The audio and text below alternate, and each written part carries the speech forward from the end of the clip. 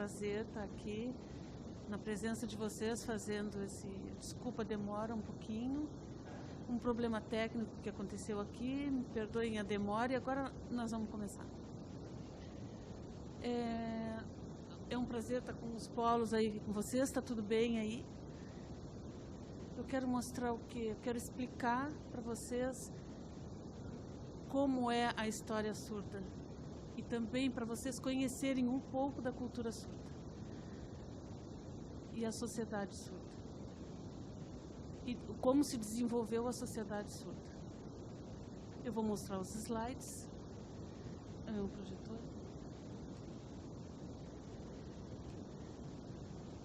Vocês precisam saber um pouco o básico da Libras. O que é isso? O que é isso? Libras é a língua própria do surdo, a língua materna do surdo. Fala do jeito próprio, é visual, um jeito visual do surdo falar. O nosso pensamento, como são as pessoas, se é mímica ou gesto, não é. Isso tem que deixar de lado. Libras é uma língua própria do surdo, do desenvolvimento da vivência do surdo. Como acontece? Usa o corpo, as mãos, os dedos, os braços, ombro, o corpo, toda a expressão facial. Tudo isso é feito para fazer a produção, para reproduzir cada sinal e cada significado, o significado de cada sinal também.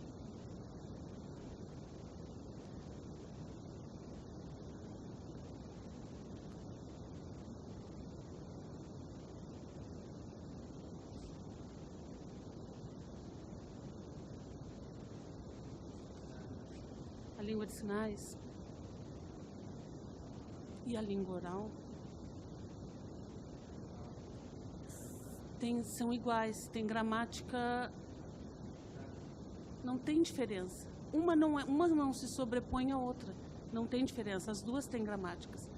O português tem vários, tem a morfologia, tem a gramática, a morfossintaxe, a sintaxe. Tem regras. Cada regra tem uma explicação na escrita e na leitura. O português é assim. A Libras é igual. A Libras tem sintaxe, tem a morfossintaxe, tem a fonologia, tem tudo. É profundo, é igual, está pronta, é uma língua pronta, em igualdade com o português. Também nós pensamos, vocês podem pensar assim, como é a comunicação especial do surdo?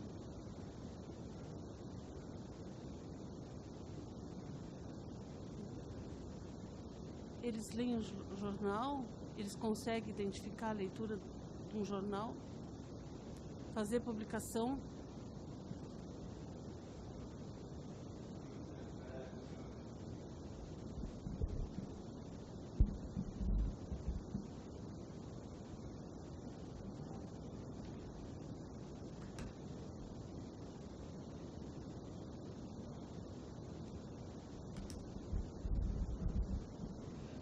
Falta conhecimento.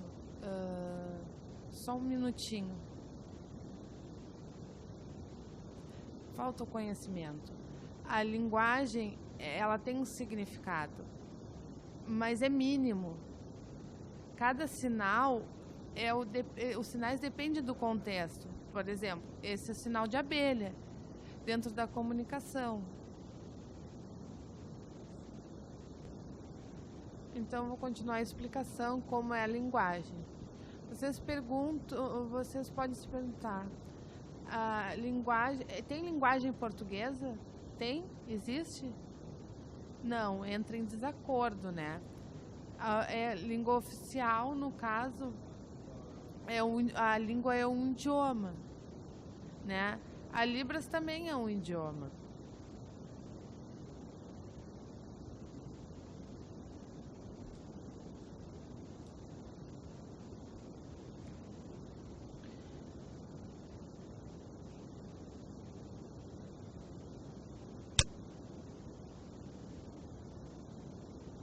E também para vocês perceberem a questão das leis, né? Existem essas leis, a lei da Libras, que a comunidade surda lutou um bom tempo, durante anos, para conseguir a legalização da língua dos surdos aqui no Brasil. A língua brasileira de sinais, né? Ela é oficializada como idioma. Tem uma lei federal de 2002, de abril de 2012, né, que o presidente Lula assinou, né, e ele deu para a sociedade uma nova língua, que é a língua da comunidade surda. E também tem uma lei estadual aqui do Rio Grande do Sul, né, que ela tem algumas regras, e tem o decreto, né, 5626, o decreto 5626, né, que essa oficializa no Brasil, mas no artigo, são 5 artigos, é uma lei muito curta, né, então aí se lutou para se conseguir mais benefícios em relação aos surdos, para ter uma lei maior, que ela tivesse mais artigos, e isso ficou dentro do decreto. Vocês sabem por que a lei precisa ter uma lei? Porque a maioria das pessoas não reconhecem a língua. Então se lutou para que se conseguisse ser uma língua respeitada. Por isso que precisa ter uma lei, para ter uma representação surda, porque antes não tinha. Aí com a lei, né, começou a ter acessibilidade para nós surdos, os surdos, e para as pessoas terem consciência em relação aos surdos.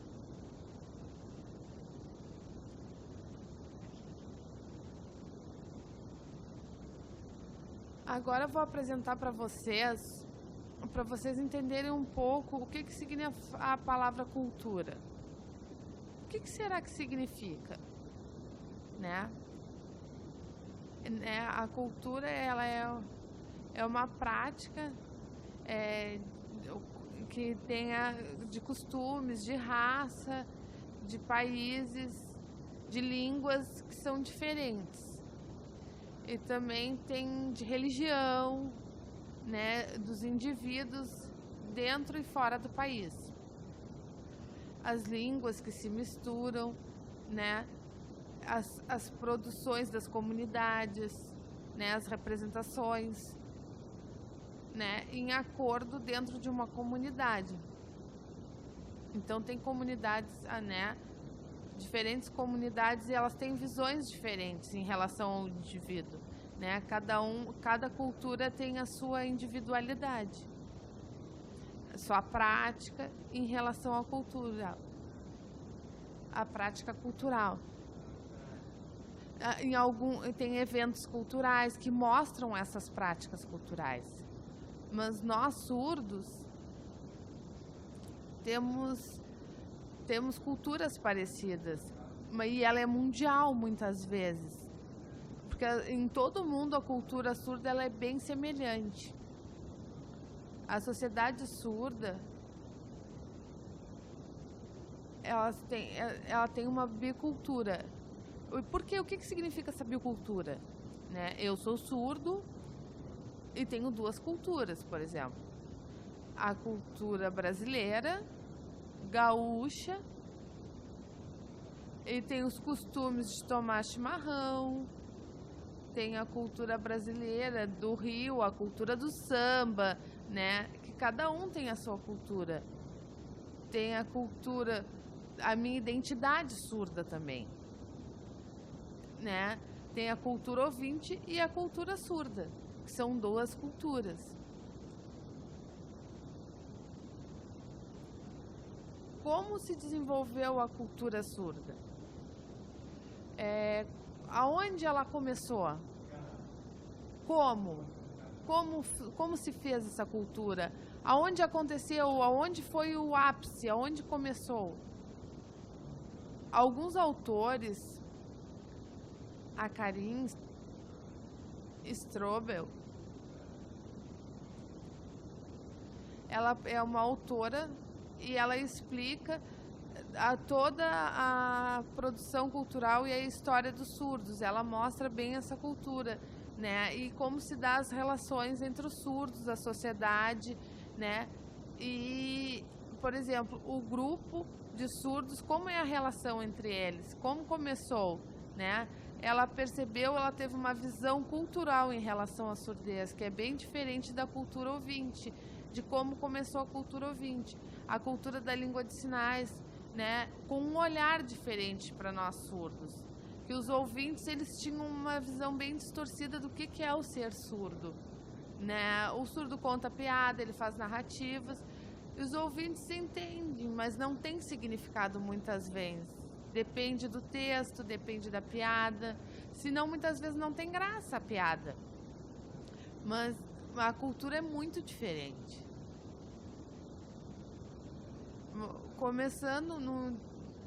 Começou a se desenvolver há 3.000 anos. E foi vindo até os dias de hoje. E também tem narrativas, tem contos de como é que veio essa cultura surda, essa cultura dos sinais. Aonde ela começou?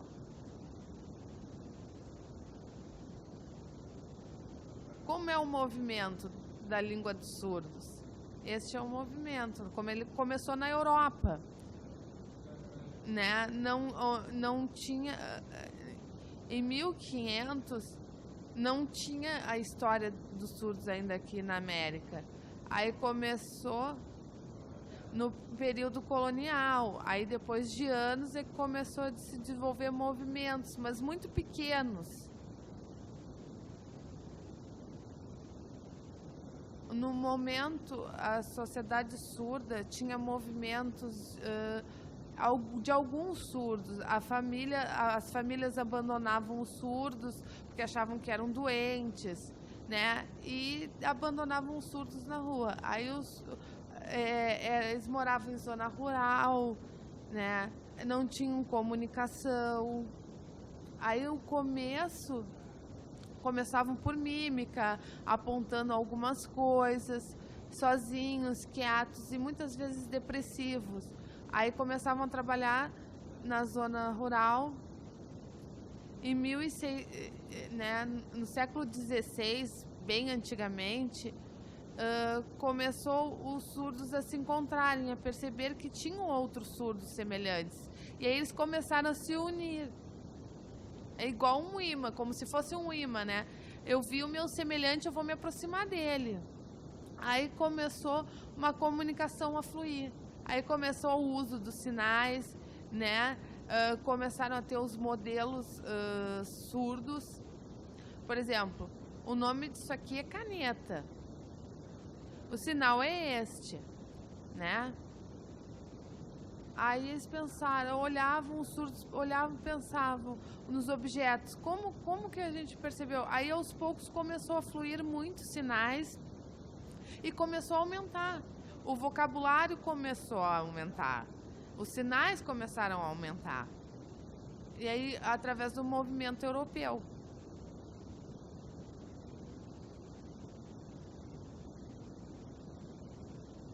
Lepê, ele era ouvinte, era um padre católico, né? Não conhecia nada sobre os surdos. Mas passeando na rua, o que aconteceu? Em 1740, ele estava passeando na rua, aí viu que tinha um grupo de surdos se comunicando através de sinais. Uma comunicação, sempre no mesmo lugar, sempre eles tinham um ponto de encontro nesta rua. Aí ele percebeu que não tinha voz, que tinha alguma coisa diferente naquele grupo, mas que eles conseguiam se entender, conseguiam se comunicar. Aí eles conseguiu escrever e conseguiu se comunicar através da escrita, mas os surdos também não sabiam ler nem escrever. Então ele não conseguiu essa comunicação. Aí ele ofereceu um aprendizado para os surdos aprenderem a ler e escrever. Ele percebeu que aconteceu alguma coisa e ele conseguiu fazer a escola de surdos e os surdos aprenderem a ler e escrever, como mostra nessa imagem que era dentro da casa dele. Os alunos sentiam prazer em aprender, sentiam prazer em se desenvolver e tinham uma perspectiva de futuro. Aí eles começaram a chamar outros surdos de outros lugares, né, bem escondido. Aí o grupo começou a aumentar bastante, aí teve cursos de leitura, de escrita, disciplinas para os surdos. Não, mas o principal era a comunicação, através da língua de sinais. Lepê foi o que deu a segurança e o que começou a disseminar a língua de sinais. Aí ele fez a proposta ao rei da França. Aí ele convidou os surdos para mostrar que eles eram capazes de ler e escrever. E aí ele mostrou para a sociedade, para o rei, e o rei percebeu, reconheceu que os surdos eram capazes de ler e escrever, e aí se construiu a primeira escola mundial de surdos, que é esta escola.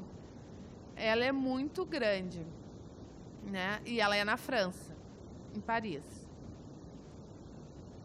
Bom, aí começou o movimento da língua dos surdos, o movimento cultural e a luta também para a comunidade em relação aos esportes, em relação a outro desenvolvimento, né? O ponto de encontro começou a aumentar.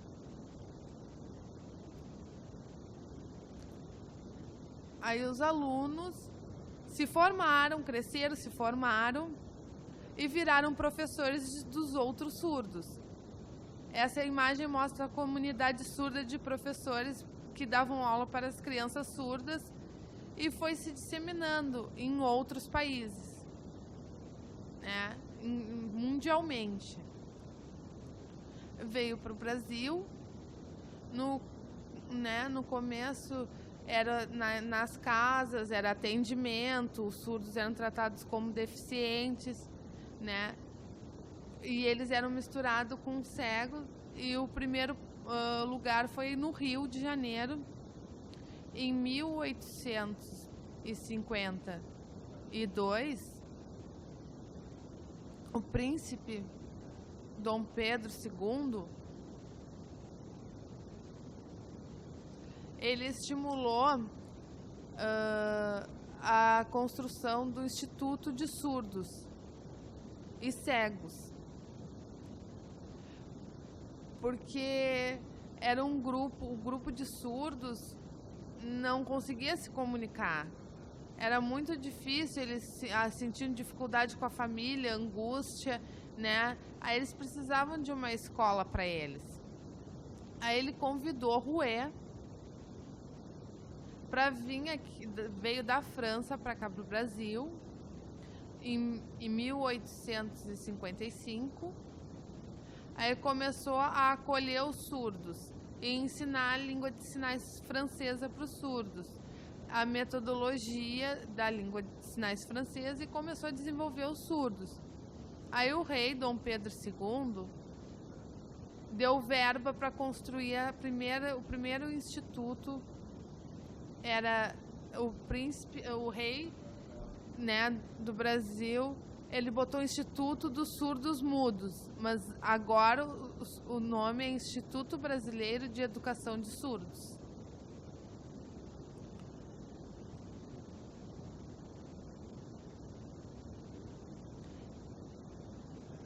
Ela é bem maior do que está aí nessa foto. Ela é um prédio e foi inaugurada dia 26 de setembro de 1857. Ela começou a ampliar, né, e começou a ter ela começou a ter em todos os estados, né? E era em forma de internato, era um instituto em forma de internato. Aí ficavam anos, aí voltava para a família nas férias, que muitas era de todo o Brasil, que os surdos vinham. Aí eles estudavam até se formarem, aí voltavam para sua família, voltavam para o seu estado, para sua cidade e disseminavam a língua de sinais para outros surdos que não tinham a oportunidade de estudar. Né? E aí foi uma língua que foi disseminada de geração para geração. E também o movimento de encontro em cada estado era diferente. Né? Aí aconteceu o quê? As associações de surdos em cada estado e começou a se criar as comunidades surdas através das associações. No começo foi em Minas, no Rio de Janeiro, em São Paulo. Aí começou a diferentes associações. Por que associações? Porque era o principal que tinha para os surdos, né? Era o ponto de encontro para os surdos, né? Em diferentes, era de esporte, de teatro, de eventos, de excursões turísticas, de palestras. Tem diferentes motivações sociais para os surdos que participam dentro das associações. E tem vários contextos surdos.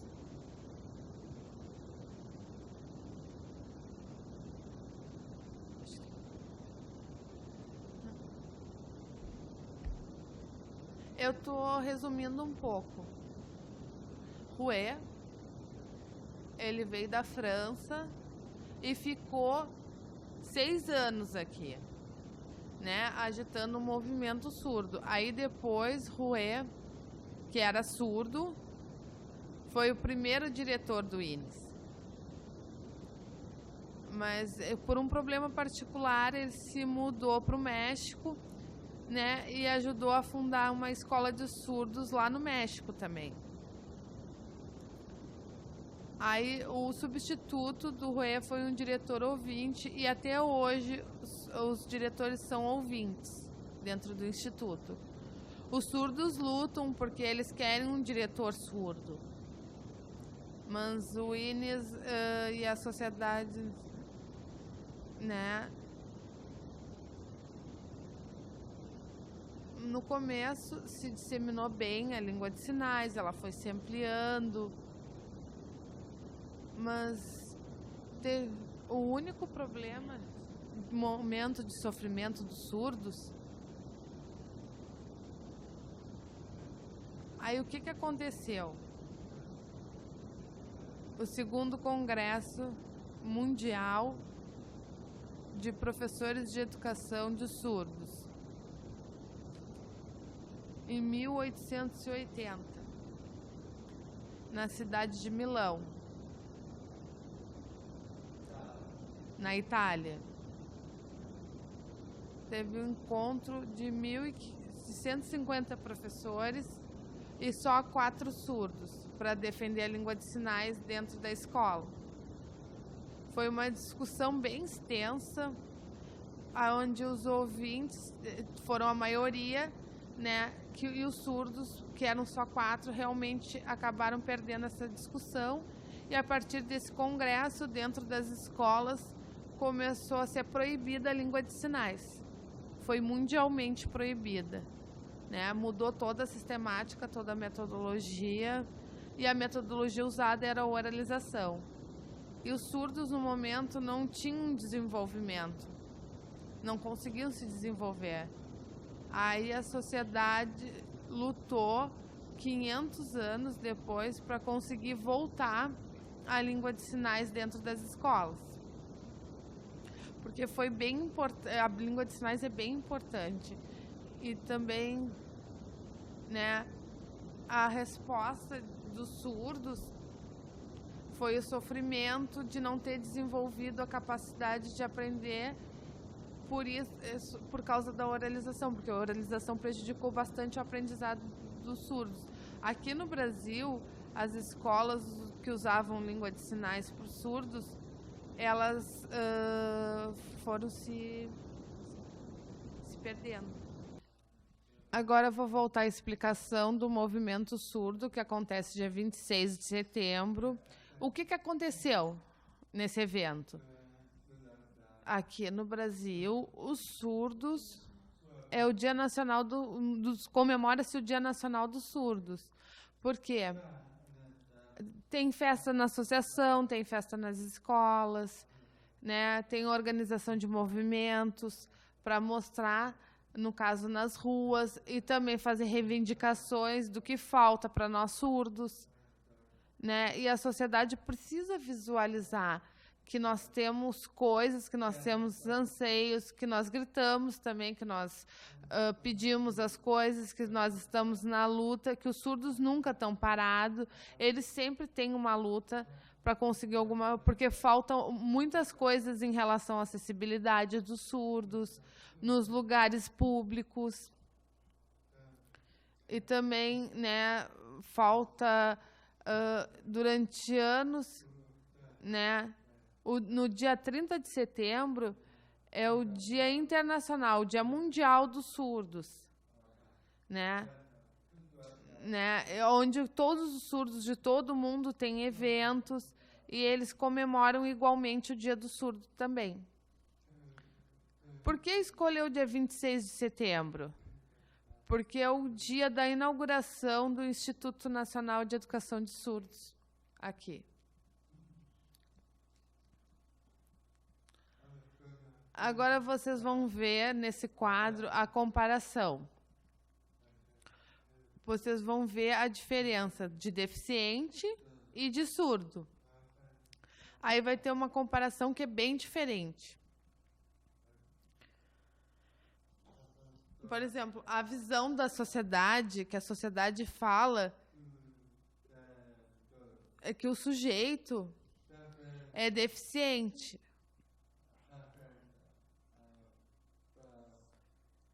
A reflexão da sociedade. O surdo tem um problema no ouvido, então ele é deficiente, porque ele tem um problema na fala. Tem um problema na educação, ele precisa... Isso é um olhar clínico, né? O terceiro, o surdo, o grupo de surdos, né, se desenvolve de maneira... Tem os surdos de vários tipos, no caso. E isso é a visão clínica, né? É uma opinião médica. A língua de sinais prejudica o surdo e a sociedade. Ela é prejudicial aos surdos. Não é verdade? É um mito. Isso é um mito. A sociedade acha que prejudica os surdos.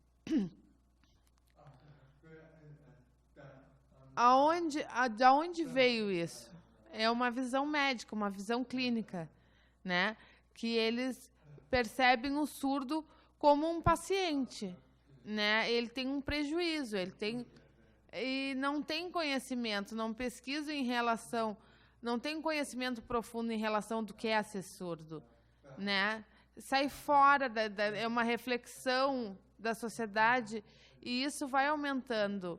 E esse mito cada vez se dissemina mais. Agora, a representação do sujeito surdo.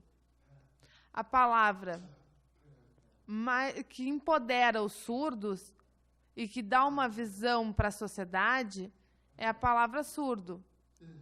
Ser surdo é uma experiência visual. Segundo, a educação de surdos precisa ser diferente, precisa respeitar a cultura e a identidade surda, né? E aí os surdos se desenvolvem, né? O surdo vai se desenvolvendo. No terceiro, a identidade surdas são diferentes. Ela tem diferentes culturas dentro das identidades. E no quarto, a língua de sinais, ela manifesta a diferença linguística em relação à narrativa do povo surdo. ela movimenta, ela estimula os surdos a se desenvolver. E ela prova que o surdo é capaz, que o surdo aprende, que o surdo se desenvolve e ele pode ir adiante, ele se desenvolve muito mais rápido. Né? Eu vou contar um pouco da minha experiência para vocês. Eu tenho 2 filhas, ouvintes. Elas nasceram e já aprenderam a usar a língua de sinais. Aos 8 meses. Bem antes. Porque a linguagem delas, né, elas começaram a apontar o que elas queriam, né, brincando, aí elas começaram a apontar água, aí começaram a apontar comida. Aí eu percebi que elas tinham interesse em aprender a língua, porque eu sou o pai delas, né? Aí eu fui mostrando o sinal de cada coisa para elas e elas assimilaram bem rápido, né?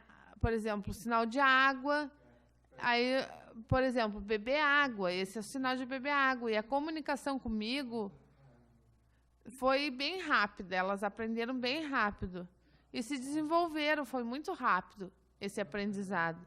Comparando com as crianças ouvintes, que não têm contato com a língua de sinais, e o pai são ouvintes e a criança é surda, porque no caso da criança ouvinte, ela ouve, ela entende, ela consegue reproduzir.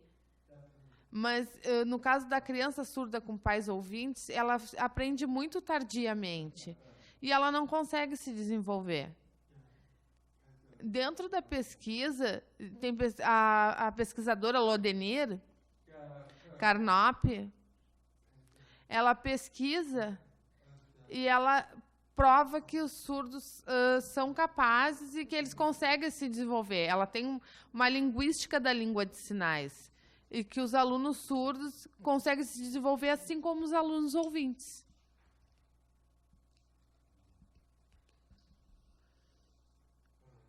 Vocês, alunos, aprendem, têm conhecimento da sociedade, dos surdos, das escolas, né, através da língua de sinais. É uma segunda língua para vocês. Aí, por exemplo, como é que vocês... É um apoio para a comunicação de outras pessoas, né? E em cada lugar, os surdos vão aos mais diferentes lugares. Por exemplo, dependendo do caminho, eles têm contato com os outros surdos, aí dentro da escola, ou na empresa, ou em algum órgão público. É uma segunda língua, eles precisam de alguém para se comunicar. Né? Se você sempre tem contato com surdos, aí no futuro vão ser ótimos profissionais. Mas o que vai acontecer? O surdo muitas vezes vai precisar de tradução, né? Aí como vai ser o trabalho do intérprete? Aonde o intérprete vai atuar? A acessibilidade é intermediando no médico. Aí o surdo vai precisar explicar para que ele compreenda, por exemplo, a doença, qual o remédio que ele vai usar. Aí o médico precisa... Mas aí é uma responsabilidade bem grande do intérprete que vai intermediar essa conversa, né? Porque eu tenho uma história triste, né? Tinha 2 surdos que eles eram casados, tinha um bebê, e o bebê foi doente. Aí eles foram no SUS. Aí o médico tentou explicar para eles através da oralização, mas eles não entenderam muito bem o que o médico tentou explicar através da escrita. Mas a letra do médico era ruim de entender. Aí muitas vezes eles não entendiam o que o médico estava falando. Aí voltaram para casa, deram remédio, mas deram errado, de forma errada, e o bebê faleceu. Então, aí eles perderam o fio. Por quê? Porque faltou comunicação com o médico. A comunicação não ficou clara. Então, e a lei é bem clara, né? Que o governo precisa, em todos os órgãos públicos, ter um intérprete. né? No segundo quadro, o profissional de tradução, de intérprete, ele tem que estar dentro de uma universidade pública ou de uma universidade particular, ele tem que dar acessibilidade na inclusão dos surdos. Os alunos surdos, eles gostam de estudar e se desenvolver, então eles precisam ter acessibilidade dentro. O professor está falando, o professor está explicando, e tem um intérprete que vai estar na frente do surdo, sentado na frente do surdo, ouvindo e passando para os surdos através da língua de sinais o que está acontecendo. No terceiro quadro, na questão política, na questão das eleições, é importante ter um intérprete, porque o surdo precisa escolher a melhor proposta política para ele poder votar certo. É impossível, se ele não tem informação, votar em qualquer político. Como é que ele vai votar? Votar se ele não tem um conhecimento prévio, se não foi essa a proposta que ele escolheu. O quarto quadro é um grupo de trabalho. É importante ter intérprete também nesse grupo de trabalho, para acompanhar o surdo na comunicação com os colegas de trabalho também. Né? Eu vou contar o que aconteceu. Numa empresa mecânica, bem grande, tinha um surdo que ele trabalhava, e aí, no caso, ele não cuidou. Né? Ele tinha uma camada de ferro, aí ele botou, aí os colegas avisaram que o barulho estava estranho, que o barulho estava diferente. Mas ele não percebeu, ele continuou trabalhando. Aí a máquina, o que aconteceu com a máquina? Aí o surdo acabou perdendo um dedo em função de não escutar o barulho, porque faltou comunicação dos colegas de trabalho com ele. Aí ele fez confusão com o barulho, né? E aí o surdo aprende, pelo menos que os colegas aprendam um básico. Numa reunião, chama-se um intérprete, porque é bem importante o surdo estar informado do que acontece para poder se desenvolver. E tem um desenvolvimento, ter o seu salário, ter suas progressões, né? Porque o salário dos surdos muitas vezes não conseguem ter uma progressão, fica sempre no mesmo salário, porque a empresa não dá estímulo. Ela tem que ser igualitária, igual para todos.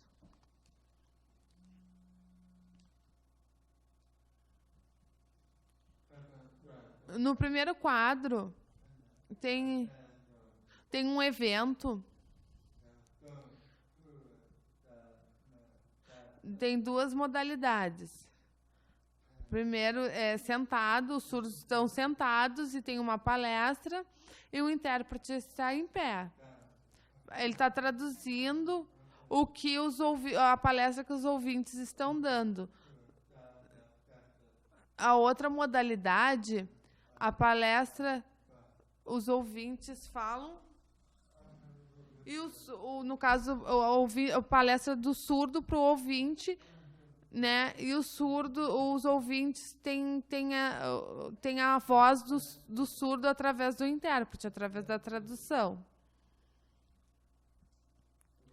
A outra situação é numa igreja onde todas as igrejas deveriam ter intérpretes, ter tradução.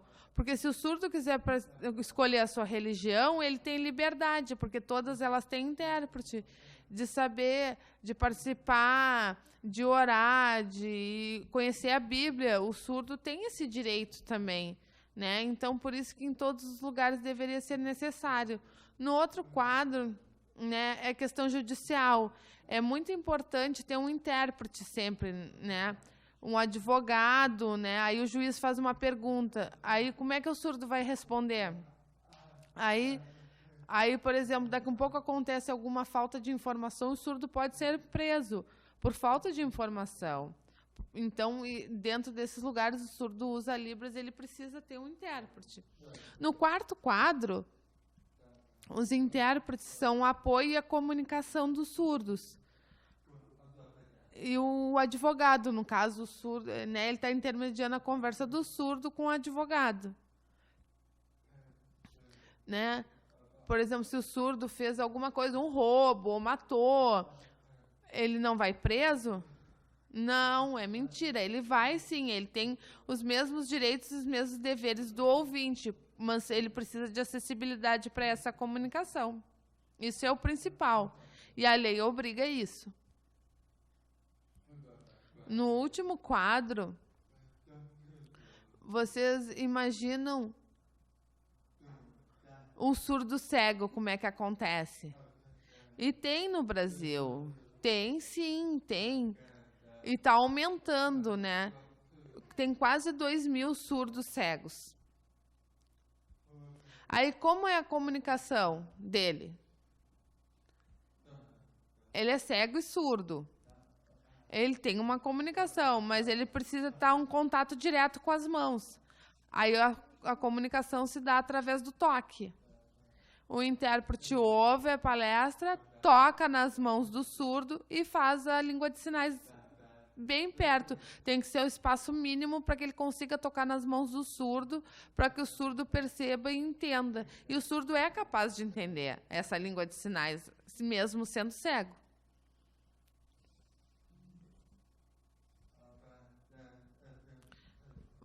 Alguém tem algum interesse em fazer alguma pergunta para mim? Alguém tem algum interesse em fazer alguma pergunta? Sobre algum assunto que eu fiz até agora? Alguém quer fazer alguma pergunta?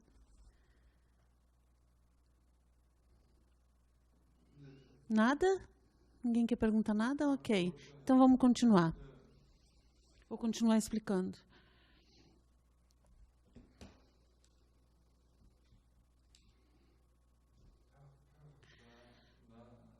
O que são o sistema de língua de sinais?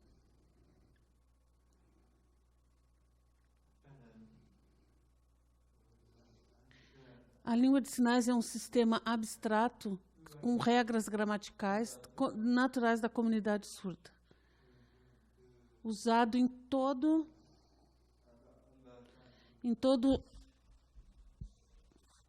a comunidade linguística. A língua de sinais é universal? É tudo igual? Não. Cada comunidade surda tem a sua própria sistema linguístico. Cada um tem o seu próprio sistema.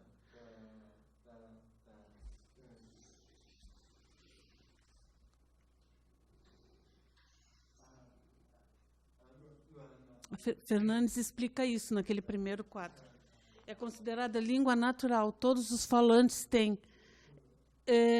Todo grupo tem essa comunicação. Aceita a língua que pode ser adquirida. É a língua materna do surdo.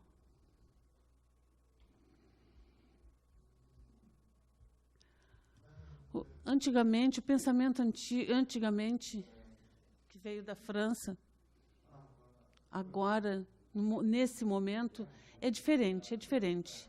Não é mais como antigamente, mudou muito.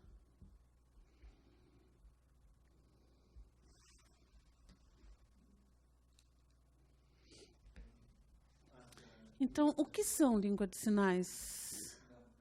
As línguas de sinais têm duas modalidades diferentes. São diferentes, duas modalidades.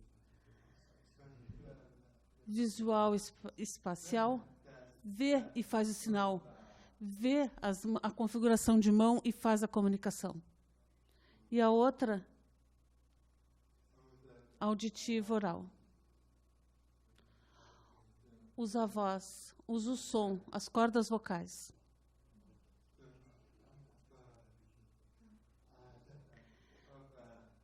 Pelo viés da audição, pelo viés auditivo, aí faz a intermediação oral. Tem uma pergunta do Paulo de Novo Hamburgo.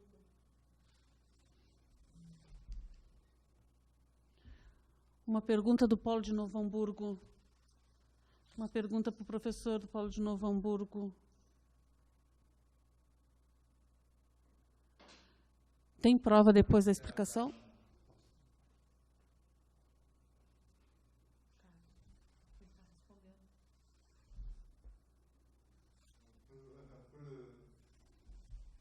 Estão ouvindo? Vocês estão ouvindo? Estão ouvindo a minha resposta?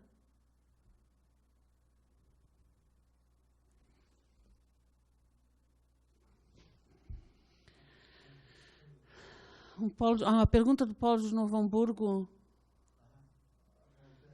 Eu vou explicar o sistema.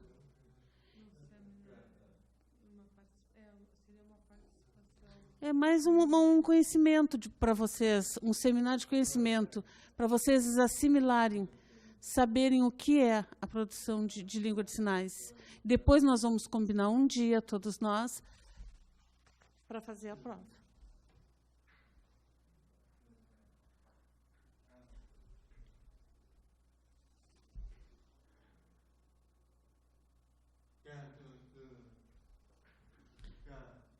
Caiu o sinal de Cachoeira do Sul. Posso continuar? Continua, para. Sim, mas se tu vai adicionar, tem que parar, é isso que a gente quer saber.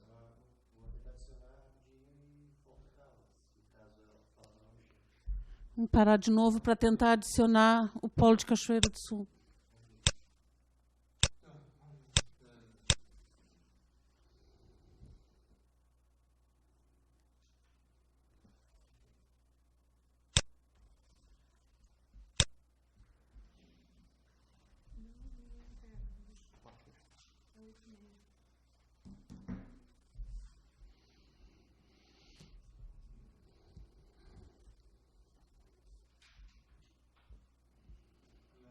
Ok.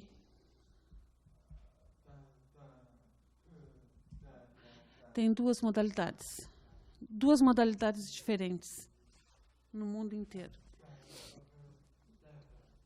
Tem dois tipos de comunicação diferentes. Por exemplo, lá nos Estados Unidos,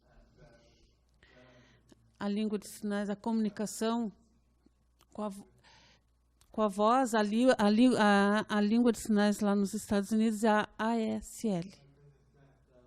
É separado. Por exemplo, eu vou fazer uma pergunta para vocês, uma pergunta interessante. Vocês sabem quantas línguas oficiais tem aqui no Brasil? Eu quero a opinião de vocês. Vocês sabem quantas línguas de sinais existe aqui no Brasil? Quantas línguas oficiais existe aqui no Brasil?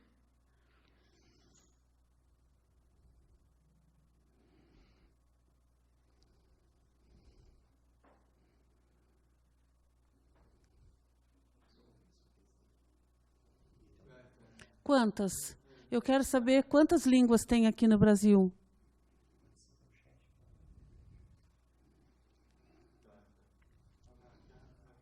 Eu quero pode escrever a resposta do chat. Pode escrever, pode colocar.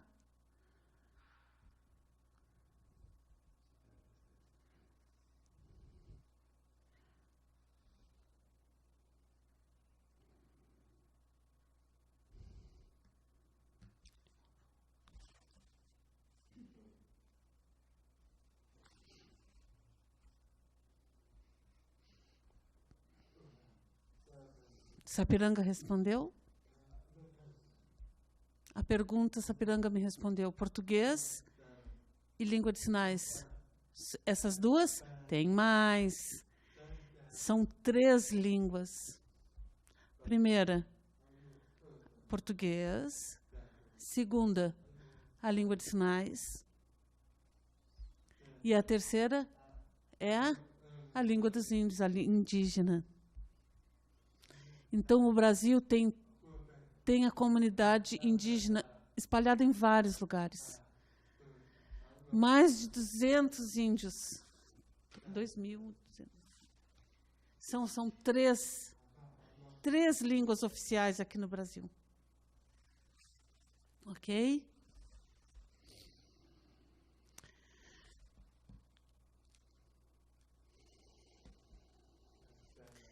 Vocês sabem as aulas do alfabeto manual? Aprenderam? É a comunicação universal. Não, é outro mito. Eu vou mostrar exemplos como são diferentes os alfabetos manuais. Cada país tem o seu. Depende da história de cada país. Por exemplo, a França, os Estados Unidos, a Grécia. Aqui no Brasil, tem umas que são quase iguais, mas tem em outros países, inglês, por exemplo, a Inglaterra, usa bem diferente o alfabeto manual. É diferente.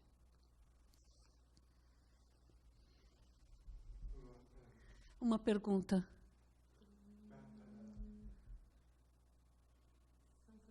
São Francisco de Paula. Eles perguntam dialeto.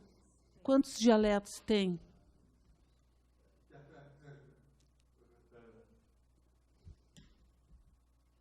Dialeto. Tem mais? É separado. Português, língua de Libras e a língua indígena. São as línguas oficiais aqui do Brasil. São as 3. Vou fazer uma comparação com o português. Dialeto. Mais ou menos 95% das palavras aqui no Brasil todo, 5% das palavras são diferentes em cada região. Eles usam palavras diferentes em cada região. Por exemplo, pão francês. É diferente. Pão careca. No Rio de Janeiro. É outra cultura. Aqui no Rio Grande do Sul é outra cultura. Falam diferentes. Agora eu vou fazer um comparativo de Libras.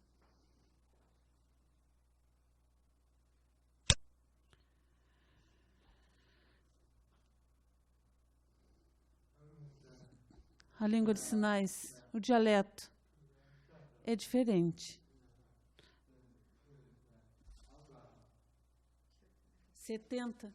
70% é igual no Brasil inteiro. 30% é diferente. Os sinais são diferentes. Antigamente não tinha nada de tecnologia. Não tinha. A comunicação no computador não tinha nada. Entenderam?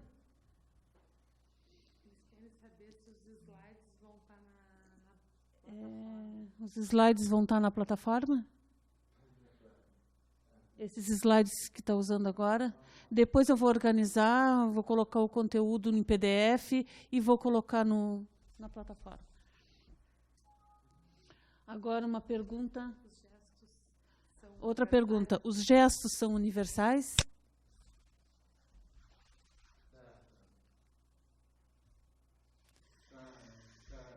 Tem, sim. Tem alguns gestos que são universais. Por exemplo, no Brasil, a Libras. Nos Estados Unidos, a ASL. Na França, a LSF. Tudo diferente os sinais. Tem uma grande comunidade. Todos se reúnem. Usando o gestuno,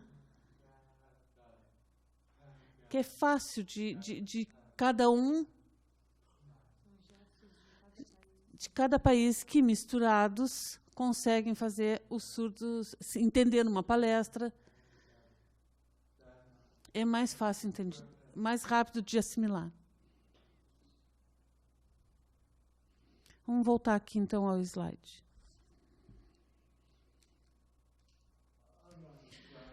Olhem no quadro o alfabeto manual próprio aqui do Brasil. Depois vocês vão conhecer em outros países. Austrália. Escócia, vocês podem perceber que eles usam as duas mãos. A produção a produção da língua inglesa é dominante nesse país. Então, eles usam as duas mãos. Porque a língua inglesa disseminou diferente nos países da francesa. Outro slide. O Egito. É totalmente diferente o alfabeto manual.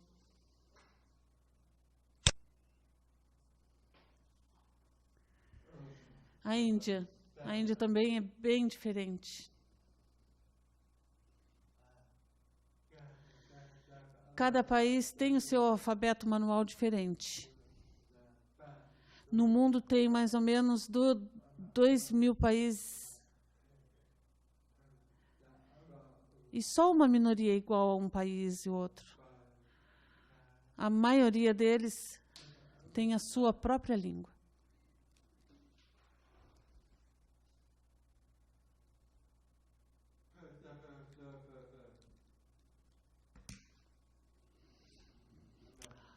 Ok, agora eu quero saber se você sabe tudo, vou explicar.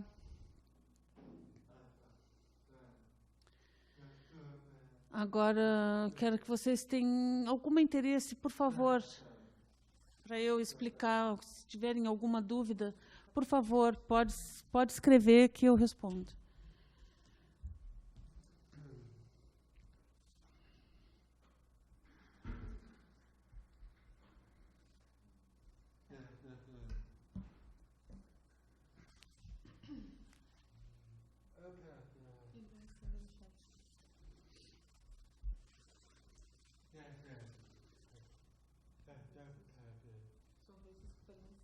São Francisco pergunta se vai ter prova. Eu acho que sim, eu acho que vai ter prova, sim. Depois nós vamos combinar no calendário, olhar o calendário das provas. E são 6 polos, eu vou organizar e vou dividir assim em partes cada um. Dia 22, 23 e 30. 22, 23 e 30, nós vamos combinar e depois os tutores vão aí pessoalmente, presencialmente, organizar a prova com vocês. Depois, Santo Antônio da Patrulha, como vai ser? Quando vai ter prova também? Santo Antônio está perguntando. Prova tem 2 dias. Não, tem 2 conteúdos. Compreensão e desempenho.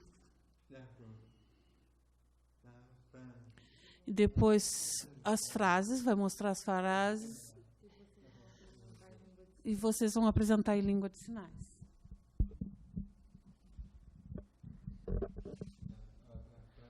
Tem mais alguma pergunta, mais alguma dúvida?